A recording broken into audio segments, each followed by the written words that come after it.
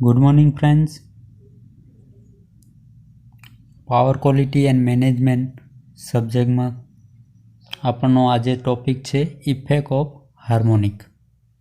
Okay, તો last 2 લેક્ચરમાં આપણે હાર્મોનિક વિશે અભ્યાસ કર્યો હતો, કઈ રીતે ઉત્પન્ન થાય છે અને કયા કયા હાર્મોનિક હોય છે. બરાબર, આજે આ બધા હાર્મોનિક છે એ આપણા સાધનો છે, જે ઇલેક્ટ્રિકલના સાધનો છે એના ઉપર કઈ કઈ અસર કરે છે. બરાબર, શું શું અસર કરે છે એના વિશે આજે અભ્યાસ કરવાના છીએ. બરાબર, તો પહેલું આપણે સાધન લઈ લઈએ ટ્રાન્સફોર્મર. કે આપણે જે હાર્મોનિક છે એ હાર્મોનિક ટ્રાન્સફોર્મર ઉપર શું ઇફેક્ટ કરે છે. તો વિદ્યાર્થી મિત્રો, તમને ટ્રાન્સફોર્મરનો કન્સ્ટ્રક્શન આવડતો હશે. બરાબર, આપણે અહીંયા સિંગલ ફેઝ ટ્રાન્સફોર્મરનું કન્સ્ટ્રક્શન દોરીએ તો કોર હોય. બરાબર, કોર ઉપર 2 વાઇન્ડિંગ હોય, આ પી અને એસ, પ્રાઇમરી અને સેકન્ડરી વાઇન્ડિંગ. ઓકે, અહીંયા સોર્સ હોય અને અહીંયા લોડ હોય. રાઈટ, તો આ બેઝિક કન્સ્ટ્રક્શન છે ટ્રાન્સફોર્મરનો, સિંગલ ફેઝ ટ્રાન્સફોર્મરનો બેઝિક કન્સ્ટ્રક્શન. બરાબર, ઓકે. હવે બધા વિદ્યાર્થી મિત્રોને ખ્યાલ હશે કે ટ્રાન્સફોર્મરમાં ટોટલ કેટલા લોસીસ થાય. તો 2 લોસીસ થાય, કોર લોસ અને કોપર લોસ. ઓકે, કોર લોસમાં 2 ટાઈપ છે, એડી કરંટ લોસ અને હિસ્ટ્રેસિસ લોસ. પછી કોપર લોસ કોને કહેવાય, તો I²R લોસ એટલે કોપર લોસ. બરાબર, ઓકે. તો હવે આપણે જે ટ્રાન્સફોર્મર ઉપર જે ઇફેક્ટ થાય છે એ ઇફેક્ટ શું થાય છે. તો આ જે હાર્મોનિક છે એ હાર્મોનિકના લીધે જે ટ્રાન્સફોર્મરના જે લોસ છે, કયા કયા લોસ, તો જે કોપર લોસ છે અને જે કોર લોસ છે એ બેમાં વધારો થાય છે. કઈ રીતે વધારો થાય છે, તો કોર લોસમાં એડી કરંટ લોસ હોય અને હિસ્ટ્રેસિસ લોસ હોય, અને એ 2 લોસ છે એ ફ્રીક્વન્સીના સમપ્રમાણમાં હોય. એટલે કે hysteresis loss and eddy current loss are directly proportional to frequency. તો તમારો જે સિગ્નલ હશે, વોલ્ટેજ સિગ્નલ હશે અથવા તો કરંટ સિગ્નલ હશે, એની જે ફ્રીક્વન્સી હશે એ ફ્રીક્વન્સીમાં જો તમે વધારો કરશો તો એડી કરંટ લોસ અને હિસ્ટ્રેસિસ લોસમાં વધારો થાય. અને આપણને ખબર છે કે હાર્મોનિક કન્ટેન્ટ ધરાવતો સિગ્નલ હશે એની ફ્રીક્વન્સી એ ફંડામેન્ટલ જે સિગ્નલ હશે એની ફ્રીક્વન્સી કરતાં ઘણી વધારે હશે. ધારો કે આપણે 3rd ઓર્ડર હાર્મોનિકની વાત કરીએ તો એનું જે સિગ્નલ હશે એની ફ્રીક્વન્સી હશે 3f. એટલે કે જે મેઇન ફ્રીક્વન્સી છે, ફંડામેન્ટલ ફ્રીક્વન્સી છે એના કરતાં 3 ગણી. બરાબર, તો હાર્મોનિકના લીધે ટ્રાન્સફોર્મરમાં કોર લોસ વધે છે. શું કામ, કેમ કે હાર્મોનિક એ વધારે ફ્રીક્વન્સી ધરાવતું સિગ્નલ હોય અને એના લીધે કોર લોસમાં વધારો થાય છે. ઓકે, આ તો સમજાઈ ગયું કે હિસ્ટ્રેસિસ અને એડી કરંટ લોસ છે એ 2 કેવા છે, ફ્રીક્વન્સી આધારિત લોસ છે, અને એના લીધે તમારો જે આ લોસ છે એ હાર્મોનિકના લીધે વધે છે. પણ ઘણા બધાને ડાઉટ જશે, સાહેબ I²R લોસ શું કામ વધે છે. તો મિત્રો, આપણને ખબર છે કે જે એડી કરંટ લોસ છે એ કરંટ છે. બરાબર, એડી કરંટ. ઓકે, હવે એ કોરમાં રોટેટ થતો હશે. બરાબર, કરંટ. હવે એનો પણ ફ્લક્સ હોય. બરાબર, કરંટ પસાર થાય એટલે એની આજુબાજુ ફ્લક્સ હોય, અને એ ફ્લક્સ એ લિંક થશે વાઇન્ડિંગમાં. બરાબર, અને એ વાઇન્ડિંગમાં લિંક થશે એટલે એ શું કરશે, વાઇન્ડિંગને કટ કરશે, એટલે એમાં EMF ઉત્પન્ન થશે અને કરંટ ફ્લો થશે. હવે આ કરંટ ક્યાંથી આવ્યો, તો એ એડી કરંટ જે હશે એના લીધે આવ્યો. તો જે મેઇન કરંટ હશે એમાં શું કરશે, વધારો કરશે. કોના લીધે, તો એડી કરંટના લીધે આ જે મેઇન કરંટ છે વાઇન્ડિંગનો, એ મેઇન વાઇન્ડિંગનો કરંટ હશે એમાં વધારો કરશે. તો તમારો I વધી ગયો. શું કામ, ધારો કે મેઇન કરંટ 100 એમ્પિયર છે, તમારી જે પ્રાઇમરી વાઇન્ડિંગ છે એમાં 100 એમ્પિયર કરંટ પસાર થાય છે. હવે એડી કરંટ લોસ છે એમાં એ હાર્મોનિકના લીધે વધી ગયો એટલે કરંટ વધી જશે. હવે કરંટની આજુબાજુ શું હોય? ફ્લક્સ હોય. એ ફ્લક્સ તમારી જે વાઇન્ડિંગ હશે એમાં લિંક થશે અને વિદ્યુત અથવા તો વોલ્ટેજ ઉત્પન્ન કરશે. એ વોલ્ટેજના લીધે કરંટ ફ્લો થશે.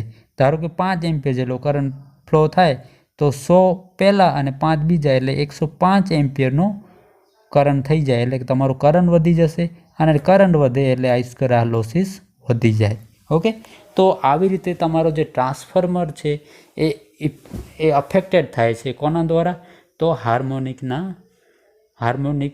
લીધે. બરાબર, તો આવી રીતે તમારો ટ્રાન્સફોર્મર અસર કરે છે. બરાબર, ઓકે. હવે બીજો સાધન લઈએ આપણે. બીજો સાધન છે એસી મોટર. એસી મોટર. હવે મિત્રો સેમ થિંગ કે એસી મોટરમાં રોટરનો કોર હોય અને સ્ટેટરનો કોર હોય. અને કોરમાં કયા લોસીસ થતા હોય? હિસ્ટ્રેસિસ લોસ અને એડી કરંટ લોસ. બરાબર, હવે ફરીથી આપણે રિપીટ કરશું કે એડી કરંટ લોસ અને હિસ્ટ્રેસિસ લોસ બંને કોના સમપ્રમાણમાં છે? ફ્રીક્વન્સીના સમપ્રમાણમાં છે. હવે આપણને ખબર છે કે હાર્મોનિક કન્ટેન્ટ ધરાવતો સિગ્નલ હશે એની ફ્રીક્વન્સી કેટલી હશે? હાઈ હશે. એના લીધે શું થશે? જે એડી કરંટ લોસ છે અને હિસ્ટ્રેસિસ લોસ છે બંનેમાં શું થશે? વધારો. ઓકે. પછી બીજી કઈ ઇફેક્ટ આવે? ઓકે, કોર લોસ વધી ગયું. બરાબર, કોર લોસ વધી ગયું. બીજી કઈ ઇફેક્ટ આવે ઇન્ડક્શન મોટર ઉપર અથવા તો એસી મોટર ઉપર? તો મિત્રો જે 5th અને 7th હાર્મોનિક છે, 5th અને 7th એટલે કે જેની ફ્રીક્વન્સી 5F હોય અને જેની ફ્રીક્વન્સી 7F હોય એને અનુક્રમે શું કહેવાય? 5th ઓર્ડર હાર્મોનિક અને 7th ઓર્ડર હાર્મોનિક. હવે એ બે જે હાર્મોનિક છે અથવા તો એ બે સિગ્નલના લીધે શું થશે? જે આપણે ઇફેક્ટ આવશે એને શું કહેશું આપણે? ક્રોલિંગ અને કોગિંગ ઇફેક્ટ થશે. ઘણા બધાએ નામ સાંભળ્યું જ હશે. કોગિંગ અને ક્રોલિંગ ઇફેક્ટ કોના લીધે થાય? તો 5th અને 7th હાર્મોનિકના લીધે થાય. ઓકે, આપણે ડિટેલમાં નથી જતા કે શું થતું હશે અંદર, પણ એટલું ધ્યાન રાખવાનું કે જે હાર્મોનિક છે એના લીધે જે એસી મોટર હશે એમાં કોગિંગ અને ક્રોલિંગ ઇફેક્ટ થશે. રાઈટ? ઓકે, એના હું ઉપરથી કહી દઉં કે ક્રોલિંગ અને કોગિંગ ઇફેક્ટથી શું થાય. તો કોગિંગ ઇફેક્ટથી તમારી ઇન્ડક્શન મોટર હોય એ સ્ટાર્ટ ન થાય. પછી ક્રોલિંગ ઇફેક્ટમાં શું થાય? તો તમારી જે એસી મોટર છે એની સ્પીડમાં ઘટાડો જોવા મળે અથવા તો અમુક ગ્રાફ હોય એના કરતાં એ થોડુંક ડિટેલમાં જોવું પડે. બરાબર, એના માટે ખાલી તમારે અહીંયા યાદ રાખવાનું છે અથવા તો તમારે ખાલી ટૂંકમાં લખવાનું છે કે હાર્મોનિકના લીધે ક્રોલિંગ અને કોગિંગ ઇફેક્ટ થાય છે. બરાબર, ઓકે. અને બીજું કે આ બધું લોસીસ વધે એટલે ટ્રાન્સફોર્મર હોય કે એસી મોટર હોય, તમારો જે સાધન હશે એમાં હીટનો વધારો થશે. બરાબર, ઓકે. હવે ત્રીજો સાધન જોઈએ, capacitor bank. Okay, capacitor bank ઘણા બધાને ખ્યાલ જ હશે કે કેપેસિટર બેંક આપણે શું કામ વાપરીએ છીએ? તો પાવર ફેક્ટરના કરેક્શન માટે વાપરીએ છીએ. બરાબર, કે આપણો જે ઇન્ડક્ટિવ લોડ વધી જાય તો તમારું પાવર ફેક્ટર ઘટી જાય. હવે એ પાવર ફેક્ટરના ઇમ્પ્રુવમેન્ટ માટે આપણે કેપેસિટર બેંક લગાડીએ છીએ. બરાબર, જેનાથી શું થાય? પાવર ફેક્ટર ઇમ્પ્રૂવ થાય અને તમારો જે લોસીસ હોય ઘટી જાય. બરાબર, હવે આ પાવર બેંક તમારો છે એ સિસ્ટમમાં લાગેલું હોય. હવે જો સિસ્ટમમાં હાર્મોનિક હોય તો શું થાય? તો એ હાર્મોનિક ક્યાં જશે? કેપેસિટર બેંકમાં જશે. બરાબર, હવે એ કેપેસિટર બેંકમાં જશે તો હાર્મોનિક શું છે? તો એ અલગ અલગ ફ્રીક્વન્સીવાળા હશે.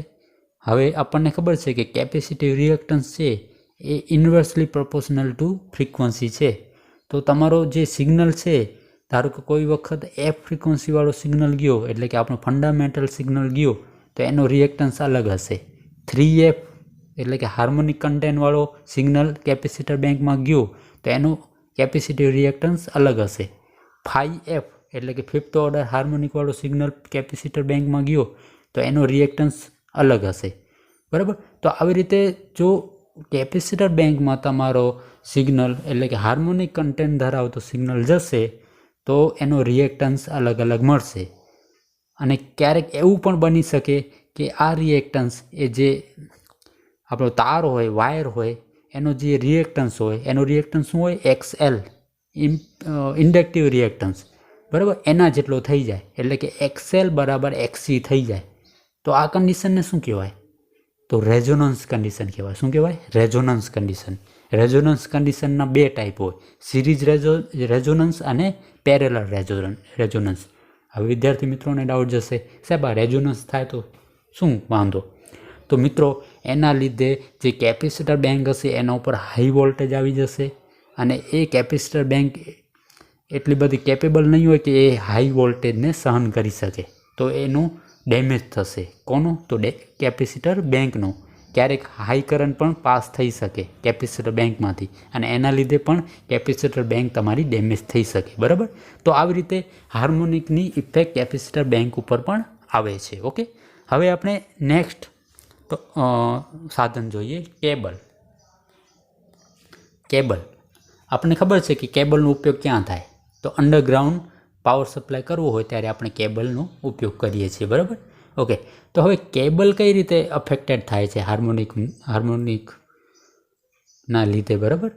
તો આપણે ખબર છે કે કેબલ હોય એમાં વાયર હોય, વાયરમાં I²R લોસ થતો હોય, I²R લોસ થતો હોય, બરાબર. તો આપણને ખબર છે કે હાર્મોનિકના લીધે શું હોય, બીજી આપણે વાત કરીએ કે કેબલ હોય, કેબલમાં સ્કિન ઇફેક્ટ અને જે નામ થોડુંક યાદ નથી આવતું, પ્રોક્સિમિટી એવું કંઈક નામ છે, બરાબર. ઓકે, કંઈ કરેક્શન હોય તો કરેક્શન કરી લેજો કે એ બે લોસ છે, સ્કિન ઇફેક્ટ અને પ્રોક્સિમિટી ઇફેક્ટ છે, એ બેમાં વધારો થાય છે.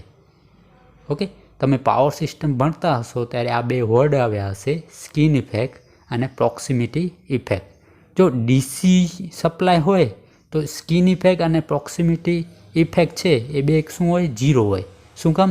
કેમ કે એ બે ઇફેક્ટ છે એ કોના લીધે હોય? ફ્રીક્વન્સીના લીધે હોય અને એ બે ડાયરેક્ટલી પ્રોપોર્શનલ ટુ ફ્રીક્વન્સી હોય. એટલે કે એક સ્કિન ઇફેક્ટ છે અને પ્રોક્સિમિટી ઇફેક્ટ છે એ directly proportional to the frequency છે. એટલે કે ફ્રીક્વન્સીમાં તમે વધારો કરો તો સ્કિન ઇફેક્ટ અને પ્રોક્સિમિટી ઇફેક્ટમાં વધારો જોવા મળે. તો વળી આપણો ડાયરેક્ટ ધ્યાન ક્યાં જશે? હાર્મોનિક ઉપર. તો મિત્રો હાર્મોનિકની ફ્રીક્વન્સી તો કેટલી હાઈ હોય? આપણે ફંડામેન્ટલ ફ્રીક્વન્સી 50 હર્ટ્ઝ હોય તો હાર્મોનિકની ફ્રીક્વન્સી કેટલી હોય? ક્યારેક 3 ગણી હોય, ક્યારેક 5 ગણી હોય, ક્યારેક 7 ગણી હોય, 9 ગણી હોય, બરાબર. તો ફ્રીક્વન્સી ઘણી બધી વધારે હોય તો એના લીધે શું થાય? સ્કિન ઇફેક્ટ અને પ્રોક્સિમિટી ઇફેક્ટ વધી જાય. એટલે એ શું છે? તો એ શું કરે છે? રજિસ્ટરમાં વધારો કરે છે. કોનો રજિસ્ટર? કેબલનો રજિસ્ટર. અને આપણને ખબર છે કે હાર્મોનિક કન્ટેન્ટવાળો જે સિગ્નલ છે એ કરંટમાં વધારો કરે જ છે. આપણે ટ્રાન્સફોર્મરમાં જોઈ ગયા કે કેવી રીતે વધારો કરે છે. તો આવી રીતે તમારું જે I²R લોસ છે એમાં વધારો કરે છે અને એમાં વધારો થશે તો હીટિંગમાં વધારો થશે. તો આવી રીતે તમારો જે હાર્મોનિક છે એ કેબલ ઉપર ઇફેક્ટ પાડે છે, બરાબર. ઓકે, હવે આપણે નેક્સ્ટ સાધન જોશું, રિલે. ઓકે, તો અત્યારના રિલે છે એના ઉપર મને લાગે છે કે ઓછું ઇફેક્ટ આવતું હશે હાર્મોનિકનું, કેમ કે આપણે પહેલેથી જ ડિટેક્ટ કરી લઈએ કે આટલી હાર્મોનિક છે તો આવી રીતે રિલે કામ કરે, બરાબર. પરંતુ જો ઇલેક્ટ્રોમેગ્નેટિક રિલે હોય, બરાબર, તો એના લીધે શું થાય?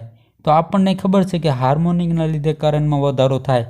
ફંડામેન્ટલ જે કરંટ હોય એના કરતાં હાર્મોનિક કન્ટેન્ટવાળો કરંટ હશે એ વધારે હશે, બરાબર.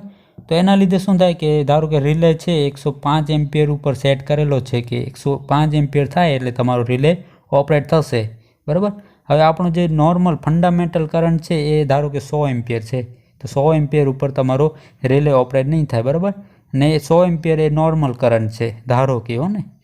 ઓકે, પરંતુ હવે જો અનવોન્ટેડ આ જે હાર્મોનિક કન્ટેન્ટ ધરાવતા સિગ્નલો છે એ સપ્લાયમાં આવી જાય અથવા તો જે સર્કિટ છે એમાં આવી જાય તો જે આ જે કરંટ છે 100 એમ્પિયર એમાં વધારો થશે અને એમાં વધારો થઈને ધારો કે એ વધારો 105 ઉપર હાલ્યો ગયો તો તમારો રિલે એ ઓપરેટ થઈ જશે.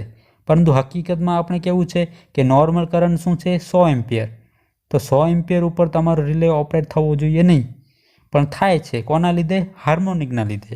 તો મિત્રો તમારે આ જે પ્રોટેક્ટિવ ડિવાઇસ છે એમાં માલ ફંક્શન થાય છે. માલ ફંક્શન એટલે કે જ્યારે નોર્મલ કરંટ છે તો પણ એ રિલે ઓપરેટ થાય છે. અને ઘણી વખત એવું પણ થાય કે તમારો ફોલ્ટ થયું હોય, કરંટ હાઈ હોય, છતાંય હાર્મોનિકના લીધે તમારો રિલે ઓપરેટ થતો ન પણ હોય. તો આવી રીતે રિલે ઉપર ઇફેક્ટ પાડે છે. બરાબર. ઓકે, હવે આપણે નેક્સ્ટ જનરેટર જોઈએ. જનરેટર, તો જનરેટરમાં સેમ આપણે મોટર અને ટ્રાન્સફોર્મરની જેમ કોર હોય. કોરમાં કોર લોસ થશે, એડી કરંટ અને હિસ્ટ્રેસિસ લોસ થશે. સિમ્પલ. બરાબર. એના લીધે હીટિંગ થશે. બરાબર. ઓકે, અને બીજું ઓસિલેશન પણ થઈ શકે ક્યારેક હાર્મોનિકના લીધે. બરાબર. ઓકે, પછી લાઇટનિંગ ઉપર આપણે જોઈએ તો લાઇટનિંગ ઉપર એની ફ્લિકરિંગ ઇફેક્ટ થતી હોય. બરાબર. આવી રીતે. તો આવી રીતે હાર્મોનિકની ઇફેક્ટ અલગ અલગ સાધનો ઉપર અલગ અલગ થતી હોય. બરાબર.